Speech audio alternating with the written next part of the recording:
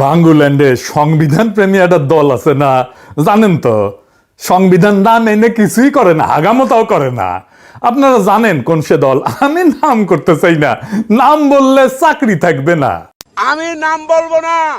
একজনকে জিজ্ঞেস করেছিলাম, ভাই আইন শৃঙ্খলায় যারা নিয়োজিত, নাম বললে চাকরি থাকবে না। শালার মতো রাত চুপ থাক। বুঝেছেন? কিন্তু সেই দল একে একে সংবিধানের সব নিয়ম কানুন ভাঙতেছে। আমাদের কপালে এমন একটা বিরোধী দল আমরা পাইছি, গৃহপালিত বিরোধী দল। তারা কি সব আলাপ করে সংসদে, কিন্তু আসল আলাপের ধারে কাছে দেওয়া যায় না।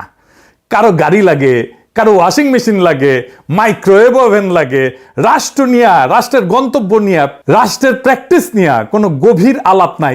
আমরা শুনেছিলাম যে আমাদের এই ফ্ল্যাটগুলোতে একটি করে ওয়াশিং মেশিন এবং মাইক্রো ওভেনও দেওয়া হবে। এই পর্দা, মাইক্রো ওভেন এবং ওয়াশিং মেশিনগুলো আপনার মাধ্যমে পাওয়ার জোর দাবি জানাচ্ছি। তাইলে কেমনে সরকারি দল সংবিধান লঙ্ঘন করতেছে? আসেন এটা বুঝে দেখি। একটা সহজ প্রশ্ন দিয়ে শুরু করি। বাংলাদেশে পররাষ্ট্র মন্ত্রণালয়ের একটা অংশ কে দেখতেছে? প্রতিরক্ষা মন্ত্রণালয় কে দেখতেছে? শিক্ষা মন্ত্রণালয় কে দেখতেছে? আইসিটি মন্ত্রণালয় কে দেখতেছে? আপনি কইবেন মন্ত্রীরা। না, কয়েকটা গুরুত্বপূর্ণ মন্ত্রণালয়ের কাজ দেখতেছে এমন কিছু মানুষ যারা মন্ত্রী না, যারা রাষ্ট্রপতির সামনে শপথ নেয় নাই, যারা সংসদের কাছে দায়বদ্ধ না, যারা চেয়ার পাইছে কিন্তু সংসদে তাদের সেই চেয়ারে বসার কথা কেউ বলে নাই।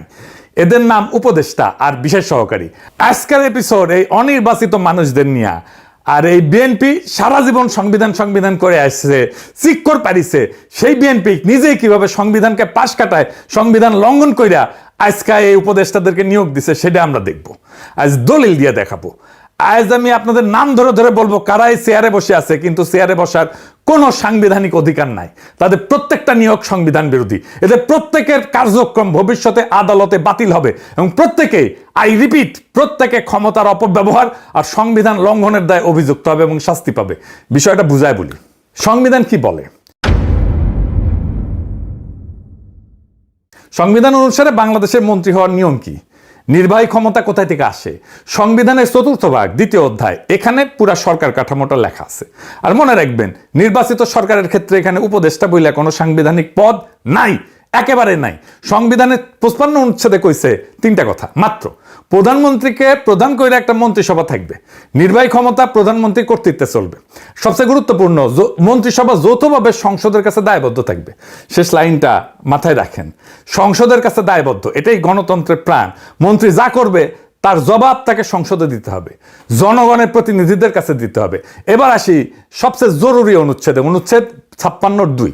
সংবিধান কইতেছে মন্ত্রিসভার কমপক্ষে ৯ মানে ৯০% হইতে হবে নির্বাচিত সংসদ সদস্যদের মধ্যে থেকে, আর সর্বোচ্চ ১ মানে ১০% নেওয়া যাবে বাইরে থেকে, যারা সংসদ সদস্য হওয়ার যোগ্য।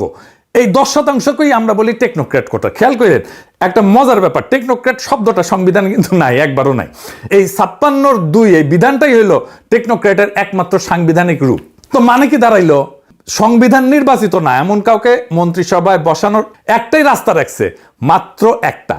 তাকে ১০% কোটার মন্ত্রী বা প্রতিমন্ত্রী বানাইতে হবে, তাকে রাষ্ট্রপতির সামনে শপথ নিতে হবে, আর তাকে সংসদের কাছে দায়বদ্ধ থাকতে হবে। এর বাইরে কোনো পথ নাই। বাংলার লুথার কিং এই সব কিছুকে অস্বীকার কইরা, লঙ্ঘন কইরা, অসাংবিধানিক ভাবে ৪ ধরনের মানুষরে সে মন্ত্রী মর্যাদা দিছে। আসেন সেটা বুঝে দেখি। বাংলার লুথার কিং এর সরকারের মন্ত্রী আর প্রতিমন্ত্রী মর্যাদায় বসে থাকা অনির্বাচিত মানুষগুলা কারা? ৪ রকম। এই ৪টা শ্রেণী আলাদা করে বোঝা জরুরি, কারণ সব এক না। প্রথম শ্রেণী হইতেছে টেকনোক্র্যাট। এরা শপথ নিছে, সংবিধানের ১০% কোটার মধ্যে আছে, এরা বৈধ, এদের নিয়ে আমার কোনো অভিযোগ নাই। এর মধ্যে আমার প্রিয় রজার খলিলও আছে। দ্বিতীয় শ্রেণী, এরা মন্ত্রী আর প্রতিমন্ত্রী মর্যাদা পাইছে, মন্ত্রণালয় পাইছে, কিন্তু শপথ নেয়নি। তৃতীয় শ্রেণী বিশেষ সহকারী, এরাও প্রতিমন্ত্রী মর্যাদা পাইছে কিন্তু শপথ নেয়নি। ৪ নম্বর শ্রেণী, প্রফেসর ইউনূস তার অন্তর্বর্তীকালীন সরকারের সময় প্রতিমন্ত্রী মর্যাদা দিয়ে গেছিলেন, সেটারে তারেক রহমান নির্বাচিত সরকারের সময় চালু রাখছে, যেমন বিডার আশিক চৌধুরী। এই ৪টা শ্রেণী মাথায় রাখেন। আমি এবার একটা একটা করে নাম ধরে যাব। টেকনোক্রেট করে 3 জন আছে, 2 জন পূর্ণমন্ত্রী, 1 জন প্রতিমন্ত্রী। একজন হইতেছে রজার খলিল, পররাষ্ট্রমন্ত্রী, ইনি আগে 19 সরকারের জাতীয় নিরাপত্তা উপদেষ্টা ছিলেন, আপনারা জানেন। 2 নম্বর মোহাম্মদ আমিনুর রশিদ, পূর্ণমন্ত্রী। 3 নম্বর আমিনুল হক, প্রতিমন্ত্রী, সাবেক ফুটবলার। এই 3 জন রাষ্ট্রপতির কাছে শপথ নিছে। সংবিধানের 56 2 কোটার মধ্যে এই 3 জন পড়ে। 3 জন মানে 49 সদস্যের মন্ত্রিসভার 10% নিচে, সম্পূর্ণ বৈধ। এদের নিয়ে আমার কোনো প্রশ্ন নাই, কোনো অভিযোগ নাই, বরং বলবো এটাই সঠিক পথ। সংবিধান যে রাস্তা দেখাইছে এরা সেই রাস্তায় আসছে, কিন্তু এখন আসছে আসল কাহিনী। যারা এই রাস্তায় আসেনি, সংবিধান ভাঙছে, তারা কারা? যারা শপথ নেয়নি অথচ মন্ত্রণালয় পাইছে, পুরা 10 জন উপদেষ্টা, মন্ত্রী আর প্রতিমন্ত্রী মর্যাদা, আসেন নাম ধরে শুনি। 5 জন পাইছে পূর্ণমন্ত্রী মর্যাদা, চাঁদ আব্বাস রাজনৈতিক উপদেষ্টা, নজরুল ইসলাম খান রাজনৈতিক উপদেষ্টা, রুহুল কবির রিজভী রাজনৈতিক উপদেষ্টা, ইসমাইল জাবিউল্লাহ জনপ্রশাসন, রাশেদ আল মাহমুদ তিতুমির অর্থ পরিকল্পনা, আর 5 জন পাইছে প্রতিমন্ত্রী মর্যাদা। এইগুলো পূর্ণমন্ত্রী মর্যাদা। হুমায়ুন কবির পররাষ্ট্র মন্ত্রণালয়, দুর্যোগ ব্যবস্থাপনা, ত্রাণ আর বেসামরিক বিমান পরিবহন, ব্রিগেডিয়ার জেনারেল অবসরপ্রাপ্ত শামসুল ইসলাম প্রতিরক্ষা মন্ত্রণালয়, কশা Zahed policy and strategy, Mahdi Amin শিক্ষা এবং প্রবাসী কল্যাণ, শ্রম এবং কর্মসংস্থান, রিয়ান আসিফ আসাদ ডাক টেলিযোগাযোগ আইসিটি বিজ্ঞান এবং প্রযুক্তি, পররাষ্ট্র, প্রতিরক্ষা, শিক্ষা, আইসিটি, অর্থ পরিকল্পনা। এগুলো কি পরামর্শ দেওয়ার মন্ত্রণালয়? এগুলো রাষ্ট্র মেরুদণ্ড, মূল নির্বাহী মন্ত্রণালয়। আর এই মন্ত্রণালয়গুলোর কাজ দেখতেছে এমন মানুষ যারা মন্ত্রী না, যারা শপথ নেয়নি। এবার 3য় শ্রেণী, এর সঙ্গে যোগ হয়েছে প্রতিমন্ত্রী মর্যাদার সহকারী বিজনকান্তি সরকার, প্রতিমন্ত্রী মর্যাদা, হিন্দু বৌদ্ধ খ্রিস্টান সংখ্যালঘু বিষয়ক বিশেষ সহকারী, আবার সেই বিএনপি চেয়ারম্যানের উপদেষ্টা। 2 নম্বর তানভীর গনি, প্রতিমন্ত্রী মর্যাদা, বিনিয়োগ এবং পুঁজিবাজার বিষয়ক। ওসিরিস গ্রুপ নামে একটা এশিয়ান বিনিয়োগ কোম্পানির চেয়ারম্যান সে। আশিক চৌধুরী প্রতিমন্ত্রী মর্যাদা, বিডার বেজার নির্বাহী চেয়ারম্যান। এই আশিক চৌধুরী প্রতিমন্ত্রী মর্যাদা প্রথম দিছিল প্রফেসর ইউনূসের অন্তর্বর্তী সরকার 2025 সালের এপ্রিলে। বর্তমান সরকার তাকে ওই পদে বহাল রাখছে। সে একজন ব্যাংকার, আপনারা জানেন, একসময় সিঙ্গাপুরে HSBC-তে কাজ করতো। মিলায় দেখেন, প্রতিমন্ত্রী মর্যাদার 3 জন বিশেষ সহকারী শপথহীন, আরো 2 জন বিশেষ সহকারী আছে যারা সচিব আর গ্রেড 2 মর্যাদায়, মন্ত্রী মর্যাদায় নেয়, তাই আমি হিসাবে ধরলাম না। এখন আসেন যোগ করি, ক্যালকুলেটর হাতে নেন।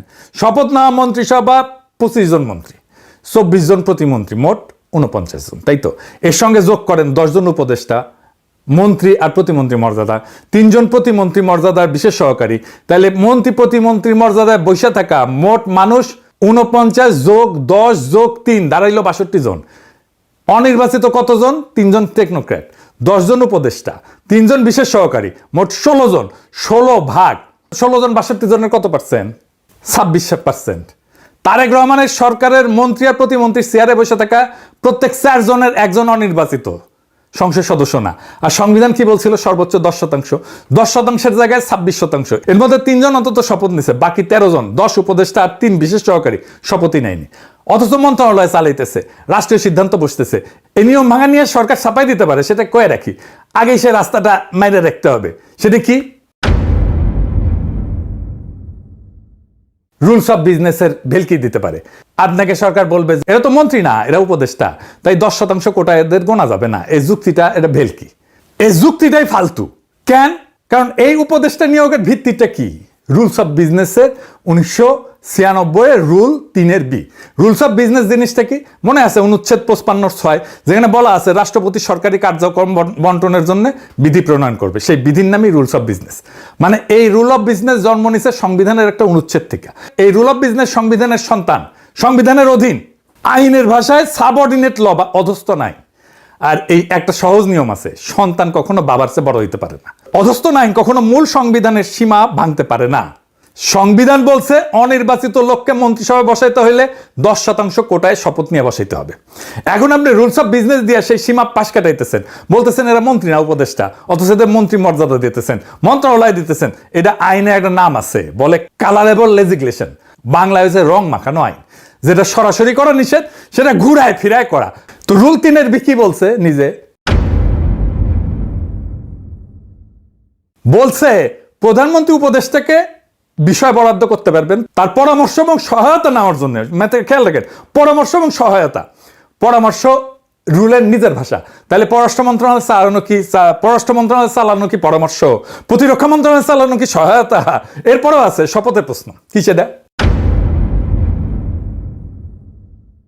সংবিধানের অনুচ্ছেদের 148 বলছে তৃতীয় তফসিলে যাদের কথা আছে তাদের পদে বসার আগে শপথ নেবেন। তৃতীয় তফসিলে স্পষ্ট লেখা আছে মন্ত্রী, প্রতিমন্ত্রী, উপমন্ত্রীকে শপথ নিতে হবে।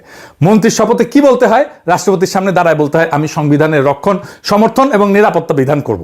মানে আমি সংবিধান রক্ষা করব, এই অঙ্গীকার করে কেবল রাষ্ট্রের চেয়ারে বসা যায়, তার বাইরে যায় না। এখন প্রশ্ন, এই 13 জনকে শপথ নিছে।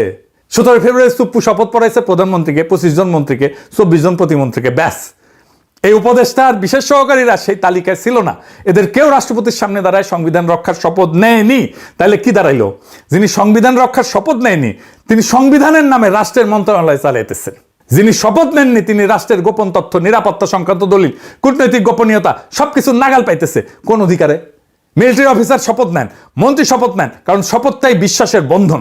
শপথহীন একজন মানুষের হাতে রাষ্ট্রের গোপন তথ্য, এটা শুধু আইন ভাঙা না, এটা নিরাপত্তায় ফাটল, এটা সংবিধান বিরোধী কাজ, এটা রাষ্ট্র বিরোধী কাজ। আরো একটা গুরুতর সমস্যা আছে, কি সেটা? কল্পনা করেন একজন উপদেষ্টা একটা ভয়ঙ্কর ভুল সিদ্ধান্ত নেন না, মানুষের তো ভুল হইতেই পারে, তাই না? ম্যানেজ মর্টাল, মানুষ মাত্রই ভুল। তারপরে ধরেন ভুল করলো, দেশের ক্ষতি হইলো, তাকে এখন তার কাছে কে জবাব চাইবে? মন্ত্রী হইলে সংসদের দ্বারা জবাব দিতে হইতো, বিরোধী দল প্রশ্ন তুলতো, এটাই অনুচ্ছেদের 55(3) সংসদের কাছে দায়বদ্ধতা। কিন্তু উপদেষ্টা তো মন্ত্রিসভার সদস্যই না, শপথও নেয়নি। তাহলে সংসদ থেকে কিসের ভিত্তিতে দেখবে, কিসের ভিত্তিতে জবাবদিহি করাবে? রাষ্ট্রের প্রশাসনের শৃঙ্খলটা কি? সচিব দায়বদ্ধ মন্ত্রীর কাছে, মন্ত্রী দায়বদ্ধ সংসদের কাছে, সংসদ দায়বদ্ধ জনগণের কাছে, উপদেষ্টা এই পুরা শৃঙ্খলের বাইরে। ক্ষমতা ভোগ করতেছে মন্ত্রীর, দায় নিতেছেন না, কিচ্ছু না। কি মজা, মজাই মজা। বাচ্চা পয়দা করবা, বাপ মায়ের দায়িত্ব নিবা না, ক্ষমতা আছে, জবাবদিহিতা নাই। সরকারকে একটা ফাইনাল প্রশ্ন করা উচিত ছিল সংসদে, এই উপদেষ্টার আসলে কি? দুইটার একটা উত্তর দিবেন। যদি বলেন এরা নিছক পরামর্শ দেয়, তাইলে পররাষ্ট্র, প্রতিরক্ষা, শিক্ষা মন্ত্রণালয় পূর্ণ দপ্তর এদের হাতে কেন? পরামর্শদাতাকে তো মন্ত্রণালয় বন্টন করা যায় না, পরামর্শদাতাকে কেন মন্ত্রণালয় বন্টন করে গেজেট করতে হইলো? আর যদি বলেন এটা কার্যত মন্ত্রী, তাইলে 56(2)-এর 10% কোটা কোথায়? শপথটা কোথায়? দেখেন, দুইটা উত্তরে কোনোটাই সরকার দিতে পারবে না, বেরোনোর কোনো দরজা নাই। কিন্তু নাসিরউদ্দিন হজ্জার 2 কেজি মাংস কিনে আনিছিল বাসাত, বউরে বলছে পাকাও মাংস, পাকাও ভালো করিয়া, মজার করিয়া যেন খাইতে পারে। বউ পাকায় চেকতে গেছে, একটু এতই ভালো হয়েছে রান্না যে চেকতে চেকতে পুরাটাই খায় ফেলিছে।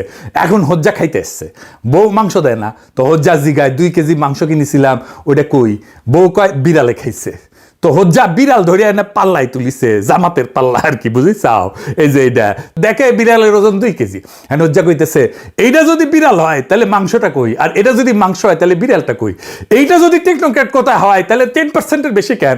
আর যদি নিছক উপদেষ্টা হয় যে পরামর্শ দিবে, তাহলে মন্ত্রণালয়ের দায়িত্ব কেন তাদের উপরে? এবার আসল মজা, বিএনপির ভণ্ডামিটা ধরাই দিই। এই দলটা বিএনপি সারা জীবন কি করে আসছে, সংসদে কি করে চিল্লায় সংবিধান সর্বোচ্চ আইন, সংবিধানের বাইরে যাওয়া যাবে না, গণভোট মানে না, সংবিধানের দোহাই দিয়া। হাসিনা সেই 72 সংবিধানের উপরে কেমন প্রেম দেখেন, মুখে এই কথা, আর কামে কি করে? কামে 10 জন উপদেষ্টা মন্ত্রী মর্যাদায়, মন্ত্রণালয় সহ, তার সঙ্গে 3 জন প্রতিমন্ত্রী মর্যাদায় বিশেষ সহকারী, সবাই শপথহীন, সবাই দায়বদ্ধতার বাইরে, সবাই সংবিধানের বাইরে। তাহলে বিএনপির সংবিধান প্রেম কি আসলেই প্রেম? তা তো না। এখন কেউ কইবেন যে দাদা ইউনূস সরকারের তো পুরোটাই উপদেষ্টা ছিল, তখন এই কথা কননি কেন?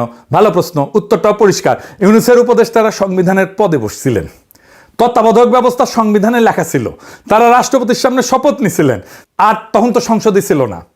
তাই 90 এবং 10% কোটার প্রশ্ন ছিল না, সেটা ছিল নির্বাচন করানোর জন্য একটা ব্যতিক্রমী সেতু সরকার। সেজন্য বলি আমরা অন্তর্বর্তীকালীন সরকার। কিন্তু তারেক রহমানের সরকার স্বাভাবিকভাবে নির্বাচিত সরকার, এনে পুরো সংসদ আছে, মন্ত্রিসভা আছে, আর তার পাশাপাশি রুলস অফ বিজনেস দিয়ে শপথহীন উপদেষ্টা বসানো হইতেছে মন্ত্রণালয় সহ। এরই পার্থক্য, নাম এক, উপদেষ্টা কিন্তু একটা সংবিধানের ভিতরের জিনিস, আর একটা সংবিধান পাশ কাটায় বাইরের জিনিস। তারেক রহমানেরটা সংবিধানের একটাই পথ রাখছিল, সর্বোচ্চ 10% অনির্বাচিত কোটায় শপথ সহ, দায়বদ্ধতা সহ। আর বাস্তবে কি হইল? মন্ত্রী প্রতিমন্ত্রীর চেয়ারে প্রায় 26% অনির্বাচিত, প্রত্যেক 4 জনে 1 জন, তাদের 13 জন শপথই নেয়নি। কিন্তু পররাষ্ট্র থেকে প্রতিরক্ষা, শিক্ষা থেকে আইসিটি, সব মন্ত্রণালয়ে কাজ দেখতেছে। রুলস অফ বিজনেস নামের একটা অধস্তন আইন দিয়া সংবিধানের সীমা লঙ্ঘন কইরা পাশ কাটায় উপদেষ্টা বসানো হয়েছে। উপদেষ্টা বানায় মন্ত্রীর মর্যাদা দিয়ে, মন্ত্রণালয় দিয়ে, কিন্তু শপথ ছাড়া, দায়বদ্ধতা ছাড়া। এটা ছোট কোনো ব্যাপার না, এটা গণতন্ত্রের ভিত্তিতে ফাটল ধরছে। আর যে দলে কাজ করছে সে উঠতে বসতে সংবিধানের নাম জপে, সংবিধানের দোহাই দেয়। যে মানুষটা সংবিধান রক্ষার শপথ নেয়নি, সে সংবিধানের নামে কেমনে রাষ্ট্র চালা হয়? তাহলে শপথের মানে কি থাকলো? আর সংবিধানটা তো কাগজের টুকরা হয়ে গেল, আর কিছু থাকলো? বিএনপি নিজেই সংবিধানকে কাগজের টুকরা বানায় ফেলছে। এটার বিচার আমি কার কাছে দিবেন? আমাকে বিচার দিতে হবে। আঙ্কারে বিএনপি নেতা আগেই বিচার দিয়ে গেছে, আপনারা মোনাজাত ধরেন। সবাই হাত তোলেন। ওই শালার বুতারা মুনাজাত কর, মুনাজাত ধর। ওই পুরো শালার বুতারা মুনাজাত ধর। মাইক আনতে বলছেন। আল্লাহ তোমার কাছে বিচার দিলাম, আওয়ামী সন্ত্রাসীদের সাথে। ওই ওই এটা করে কোনদিন মনে মনে কবি শালা কলেমা তয়্যব লা ইলাহা ইল্লাল্লাহ মুহাম্মাদুর রাসূলুল্লাহ। আপনারা সবাই বাড়ি যান, শনিবার হরতাল হরতাল হরতাল।